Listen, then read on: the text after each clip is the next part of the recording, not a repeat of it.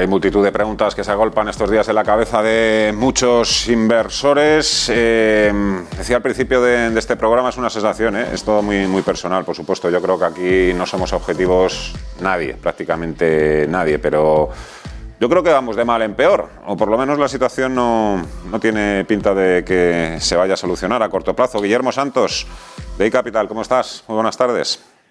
Hola, Fernando, muy buenas. Y Fernando Luque, editor jefe de Morningstar. Hola, Fernando, buenas tardes. Hola, buenas tardes. Me vais a tener que ayudar hoy a ampliar la perspectiva, a ampliar el foco, porque ya os digo que estoy un poquito hoy pesimista, ¿eh? Este viernes me he levantado, claro, viendo las imágenes que vemos en la televisión, la verdad es que primero uno se preocupa por el presente, pero claro, intenta también un poco adelantarse a la jugada de ver lo que puede ser el futuro, y la verdad es que lo vemos ahora mismo nubladísimo, vamos, negrísimo, Fernando. Sí, la verdad es que cómo cambian las cosas en apenas una semana, ¿no? Que estábamos aquí charlando tranquilamente, entre comillas, la semana pasada y ahora estamos, voy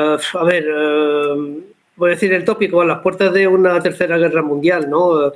La verdad es que me cuesta un poco entender el razonamiento de Putin, suponiendo que gane la guerra, ¿no? Porque viendo, digamos, la diferencia de potencia militar que hay entre Ucrania y Rusia, lo más probable es que gane la guerra, ¿no? Y poco a poco la está ganando, pero yo siempre me pregunto, ¿y qué pasará el día después? Porque claro, hay que recordar que Ucrania es un país enorme en extensión. Quitando Rusia, es el país más grande de Europa, es mucho más grande que Francia, por ejemplo. Entonces, claro, controlar un país tan extenso con la población en contra, pues, la verdad es que no sé lo que pretende, pero bueno, estamos ahí de lleno en una situación que también nos rebota por la parte de mercados que nos concierne, ¿no? A través de, pues, especialmente a través de los precios de la energía. Y eso sí que nos afecta también de lleno, aparte de, evidentemente, pues el drama humanitario que está causando en Ucrania. La verdad es que si el coste de comenzar una guerra, una invasión, es enorme, el coste de una ocupación ya, vamos, yo creo que no lo podemos ni imaginar. Pues fijaros, a pesar de todas estas imágenes que estamos viendo, Fernando, yo tengo la sensación de preguntar, decía ahora Fernando, la guerra la está ganando. Yo soy de los que cree que no la ha ganado ya porque no ha querido. Porque si hubiera querido entrar a saco, como se dice vulgarmente, muerte y destrucción, en 3 días estaría ya ocupando Kiev. Sí, claramente. Ahí hay un desequilibrio de fuerzas tremendo, ¿no? Yo creo que se ha visto ahí pues un poco metido en una problemática que no pensaba, hablo de Putin, que no pensaba, digamos, que se iba a encontrar al principio de la guerra, ¿no?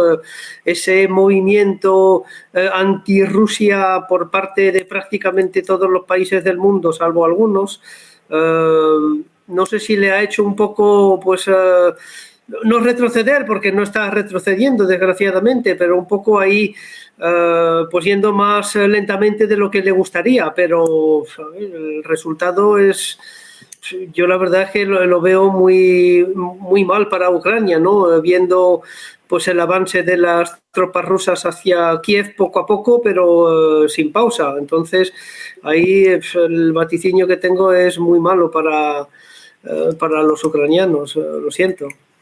Guillermo, que todavía no te hemos escuchado. Bueno, pues sobre el conflicto es que hay poco, a mi juicio, bastante poco que añadir. De lo que ya has hablado previamente en tu programa, comentaba Fernando, aquí jugamos con un elemento que otras veces es más parametrizable, pero esta vez es mucho menos, que es el invasor. El invasor que es Rusia, pero sobre todo en la cabeza y la personificación de Putin, que tiene una conducta, pues lógicamente los hechos lo demuestran, totalmente irracional, porque no olvidemos que se estaba... imaginaos que este conflicto es en Corea. No os preocupéis, vamos, no dudéis que habría 1 millón de coreanos todas las mañanas a las 7 a.m. Desfilando militares y civiles para mayor loa de su presidente. ¿De acuerdo? Pero es que el pueblo ruso está absolutamente en contra de este ataque. El pueblo ruso se está empobreciendo todavía más. El pueblo ruso va a llegar a un momento en que va a saltar contra lo que está sucediendo. Y eso Putin no puede permitirlo, porque el primer objetivo de un dictador, y especialmente de uno de estas características, no es que le vaya bien a su pueblo, como bien sabemos, es seguir en el poder.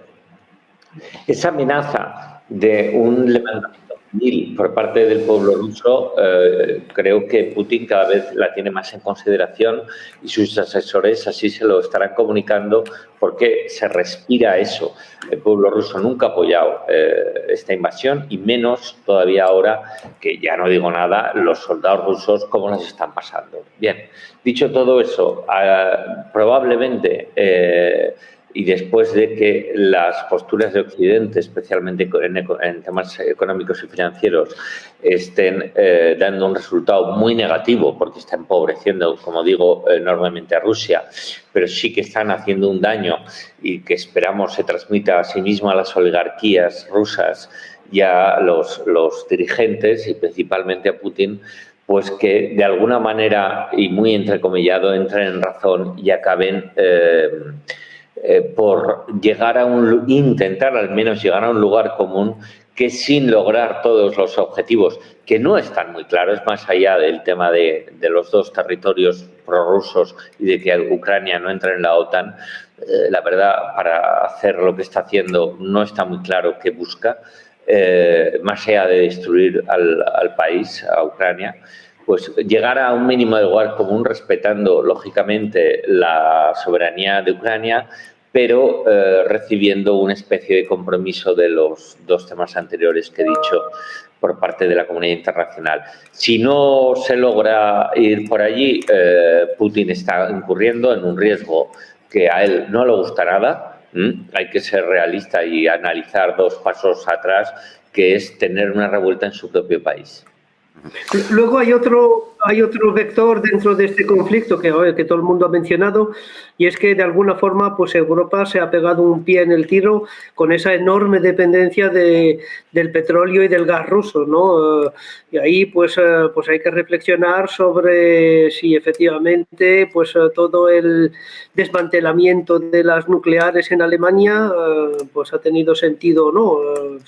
Yo creo que ahí pues el gobierno alemán tiene que reconsiderar un poco la situación, porque nos hemos metido ahí, por decirlo de alguna forma, en la boca del oso, ¿no? Con esa dependencia energética que queremos golpear a Rusia, sí, a través de una sanción financiera, pero seguimos recibiendo el petróleo y el gas ruso y es lo que financia el Estado ruso de momento. Entonces ahí hay, digamos, un problema para Europa que es difícil de solucionar a muy corto plazo. Precisamente la agencia TASS rusa cuenta que Nord Stream 2, ese gasoducto que une Rusia con Alemania, se ha declarado en concurso de acreedores. Evidentemente hay que replantear toda la hoja de ruta, esa enorme dependencia energética que tenemos del exterior.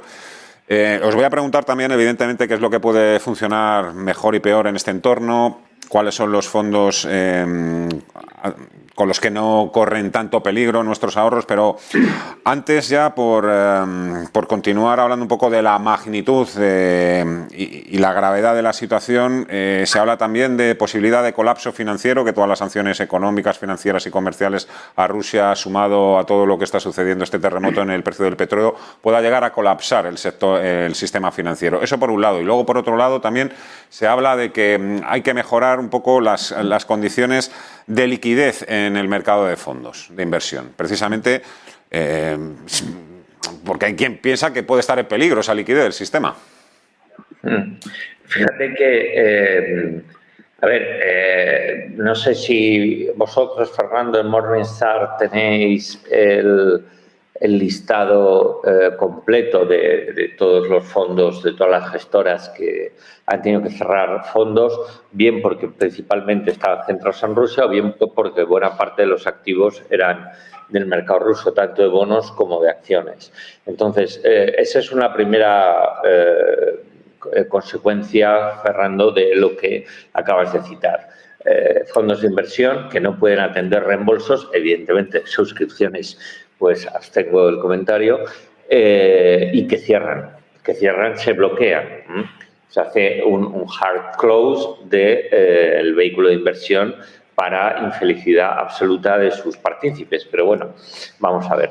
Esto por un lado. Luego, no olvidemos que su divisa se ha hundido, el rublo se ha hundido, lo cual están sufriendo además muchos fondos ya no específicos de Rusia, sino generales de emergentes, de acciones y especialmente en este caso, ya digo, de renta fija emergente, porque el rublo, divisa local, pues se ha ido absolutamente al infierno.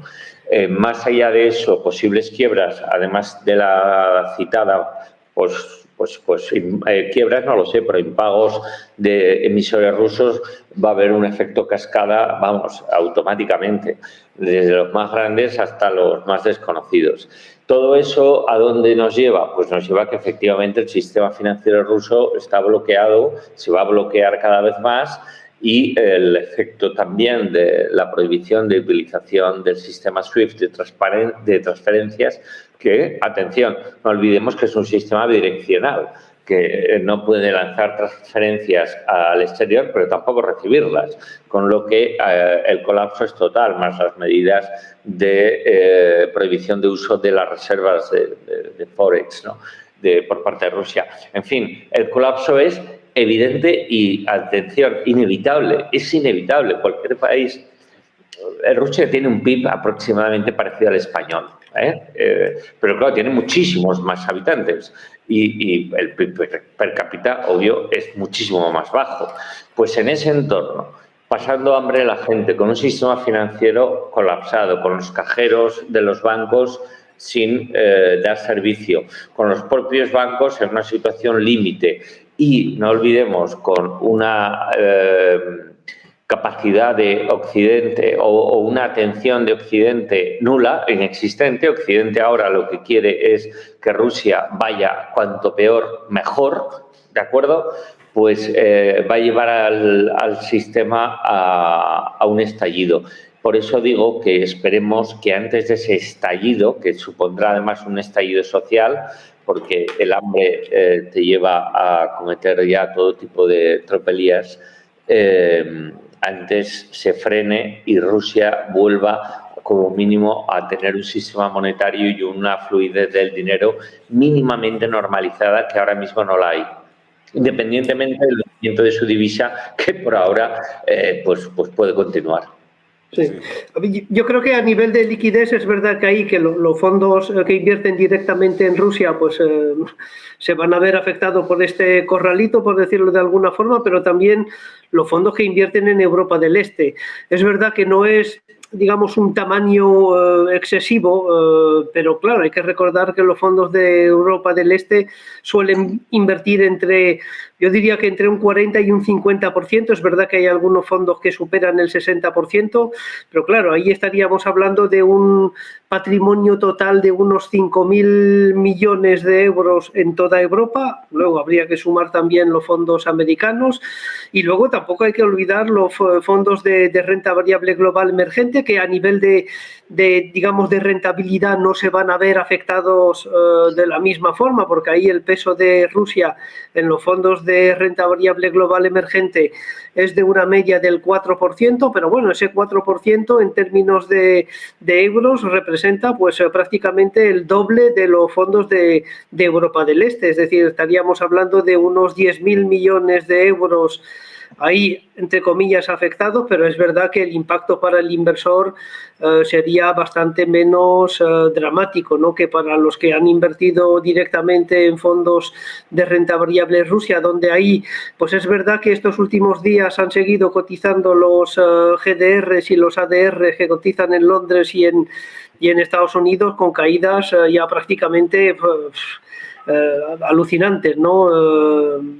de prácticamente el 90%. Yo estaba siguiendo la cotización del Lyxor MSCI Rusia, pues que desde principios de febrero pues habrá caído pues más de un 90%, ¿no? Entonces ahí el daño de alguna forma ya está hecho. No sé si había que parar un poco antes de lo que lo hemos hecho la negociación de los valores rusos, pero el daño tarde o temprano pues iba a salir a la luz. También a nivel económico, Fernando, el daño va a ser tremendo. Sí, sí. Estamos hablando ya de estos días ya alegremente y con una alta probabilidad de que al final, pues no sé si será corto o largo el periodo que vamos a poder pasar por esta inflación, incluso recesión, pero parece incluso inevitable, ¿no? Claro, porque eso primero va a afectar directamente a Alemania, que es el motor, digamos, de Europa, y luego, si fuese solo, digamos, un impacto sobre el crecimiento económico, pues hombre, pues podría superarse de alguna forma, pero claro, aquí tenemos el problema de la inflación, ¿no? Vamos a tener una ralentización económica con unos niveles de inflación muchísimo más alto que lo que hemos visto estos últimos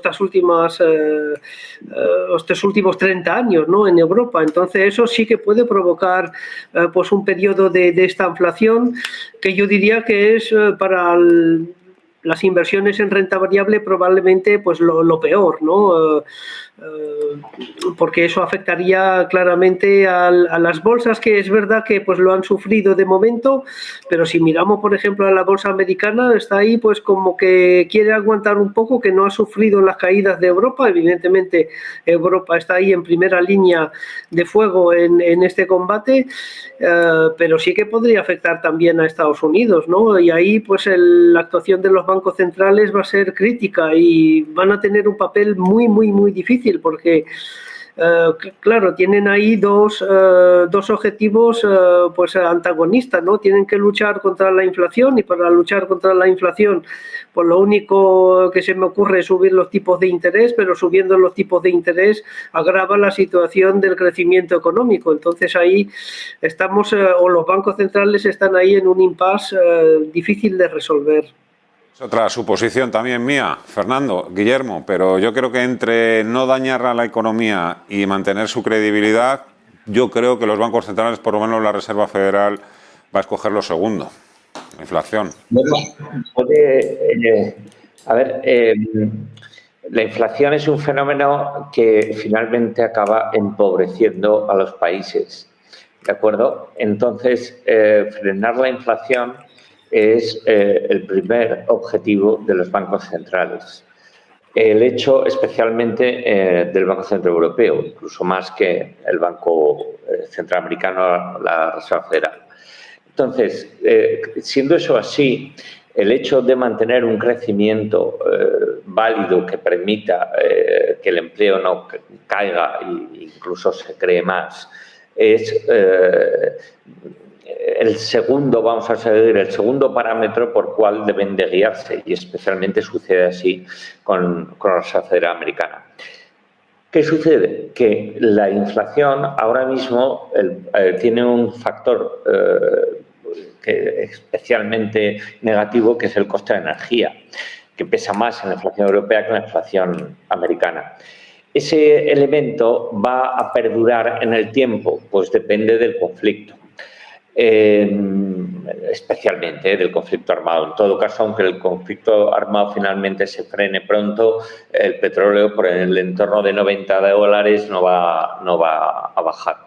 Entonces, probablemente los bancos centrales, especialmente en Estados Unidos, van a continuar con su camino de subidas de tipos. Ya lo anunció Powell esta misma semana.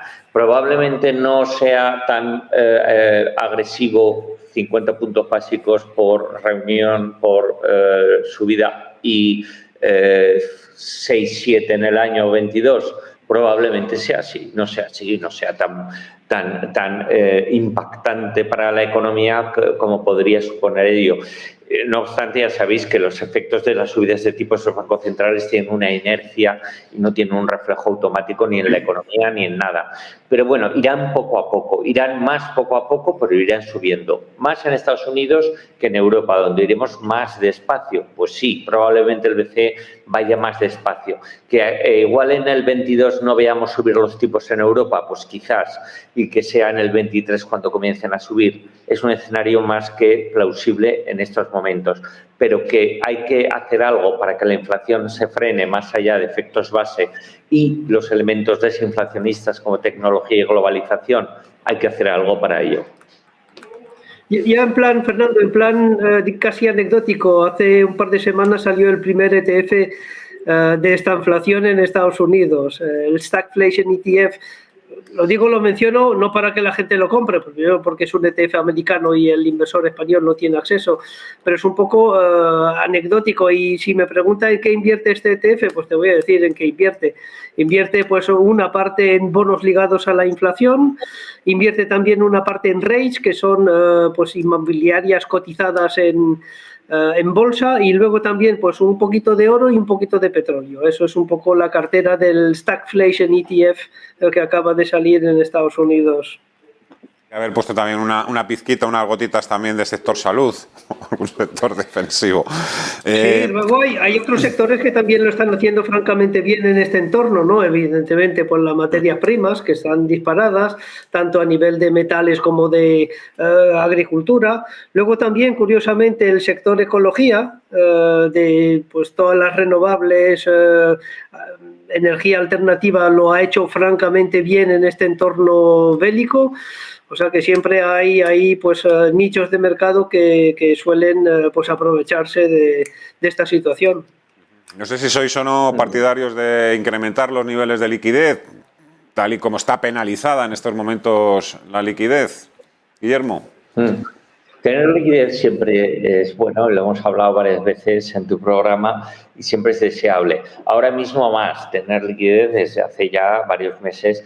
Incrementar esa posición es conveniente, es una cobertura, por mucho que se pueda discutir que pierde poder adquisitivo por el efecto de la inflación del que acabamos de hablar, la liquidez nunca baja. Y sobre todo te permite aprovechar de verdad oportunidades de inversión cuando caen los mercados. En ningún momento hemos dicho que estaba llegando una oportunidad de mercado. Comprar en las caídas todavía lo hemos precipitado, pese a tener liquidez. ¿Por qué? Porque esas caídas pueden tener un fondo un poquito más profundo. Sí que se podría aprovechar ahora la liquidez para determinadas estrategias, como puede ser depósitos estructurados que crean, vamos a decir, escenarios de certeza en momentos de incertidumbre. Con un riesgo muy medido se pueden conseguir cupones ahora muy agresivos al haberse producido este salto de volatilidad en tantos activos. Soy más partidario de índices que de valores individuales, de single stocks. La verdad, no los vamos a recomendar y en iCapital no lo hacemos. Y luego hay otras inversiones que se pueden aprovechar perfectamente, que son, por ejemplo, en retorno absoluto. Hay gestoras que están haciéndolo muy bien, tanto en lo que sería una allocation más dinámica de tipo multiactivo, como puede ser Raffer o como podría ser Helium en retorno absoluto, event driven, o gestoras más de long short como Magedi, o de movimientos de money, de event driven, como puede ser Camco. Todos esos son fondos que están en positivo en 2022, pese a lo que está pasando. Ahora, si tienes liquidez, puedes complementar tu cartera con este tipo de posiciones si no las tenías ex ante, sin duda alguna. ¿Por qué? Porque probablemente te van a dar un plus positivo que hasta que la normalidad en la cotización de los activos de renta variable y también de renta fija no se recupere, pues te van a permitir a tu cartera tener ese plus de valoración que sin duda ahora viene de maravilla. Nada más para complementar esto que nos está resumiendo Guillermo. Sí, la verdad es que coincido con Guillermo, ¿no? Retorno absoluto, yo creo que pues tiene la gran oportunidad de entrar en las carteras de los inversores. Yo siempre pienso que hay que tener algo de liquidez en cartera. Y luego, a ver, donde tengo algo más de duda quizás es sobre el tema de materias primas, ¿no? Es verdad que todo apunta a que las materias primas van a seguir subiendo, pero es verdad que hemos visto pues un movimiento, iba a decir casi explosivo, ¿no? Si, especialmente esta última semana en un índice como el CRB, si miramos lo que ha hecho esta última semana y ya viene subiendo casi 11 semanas consecutivas, yo diría, me voy a esperar un poquito a ver si se desacelera un poco esa subida tan vertical que está experimentando el sector de materias primas. Pero sí que tendría algo de materias primas en cartera, ¿no? Yo creo que lo que se llama el gran superciclo para las materias primas, pues a lo mejor acaba de empezar. El problema energético lo tenemos sobre la mesa, se resuelva o no se resuelva el conflicto en Ucrania, porque claro, hay que pensar que el sector de la energía, especialmente el de las petroleras, es un sector donde se ha invertido muy poco, donde pues seguimos consumiendo muchísimo petróleo y eso hace que el precio de la energía va a seguir siendo alto y caro. Entonces, algo de materias primas sí que me plantearía, quizás no inmediatamente, porque yo creo que se ha acelerado demasiado en estos últimos días, pero es algo que hay que tener en el radar de las inversiones. Y si pudiésemos destinar de una pequeña parte de nuestro capital para pues aprovechar ese dinamismo y esa fuerte rotación que volvemos a ver estos días en los mercados, un poco dónde habría que apuntar. A ver, es difícil, porque claro, el tecnológico, por ejemplo, pues se podría haber beneficiado por el hecho de que pues la Reserva Federal y el Banco Central Europeo pues paralice un poco las subidas de tipos de interés. Eso le vendría fenomenal al sector tecnológico. Porque claro, por otra parte, pues el sector financiero está sufriendo mucho, precisamente por lo que hemos comentado de ralentización en las subidas de tipos. Entonces yo iría al sector tecnológico, que puede de alguna forma ser un sector refugio, siempre dentro del activo renta variable, ¿no? Que sigue teniendo el riesgo de bolsa. Guillermo, para los inversores más aventureros. Hay dos cosas que es altamente probable que vayan bien en lo que queda de año, cuando la situación del conflicto se empieza a perder, como mínimo a bajar su tensión. Una de ellas es la bolsa europea. La bolsa europea, por valoración, ha caído mucho y se sitúa a niveles de PER que permiten todavía entrar con potenciales alcistas superiores al 10% en lo que queda de año, incluso con caídas de beneficios. En bolsa europea, tanto fondos más centrados en el estilo growth como más centrados en el estilo value pueden ahora ser convenientes. Quizá yo me quedaría con estos segundos, pero sobre todo el activo bolsa europea es una apuesta con estos precios y tras las caídas producidas bastante o muy segura. Luego, finalmente, complementarlo con posiciones en el sector energético cotizado, en compañías ligadas al petróleo y ligadas al gas. Pese, como comentaba hace un momento, que el conflicto se frene, y ojalá sea así, el petróleo y el gas no van a caer mucho. Estas compañías van a incrementar sus cuentas de resultados de manera notabilísima. Y en el Eurostock 600, por ejemplo, tienes ETFs que te permiten tener una exposición a este tipo de empresas y que te pueden dar, cuando los mercados de renta variable dejen de caer con esta sobrereacción que estamos hoy en día viviendo, pues te pueden dar muchísimo rentabilidad positiva, muchísimo upside, gracias, ya digo, a esa mejora de cuentas de resultados de un sector un poco demonizado por eso de que pues, son energías fósiles y el ESG, pues lógicamente no está a su favor o no está de su lado, pero que es una inversión oportunística que puede contemplarse a aquellos inversores con mayor capacidad de asunción de riesgo. Ahí queda perfectamente apuntado. Guillermo Santos, de iCapital, Fernando Luque, Morningstar. Ha sido un placer, como siempre, como todos los viernes. Muchas gracias a los dos, que paséis buen fin de semana y ojalá el próximo viernes tengamos mejores noticias y actualidad que comentar. Muchas gracias a los dos. Gracias a ti. Hasta luego. Buen fin de semana. 6 minutos para la 1 de la tarde.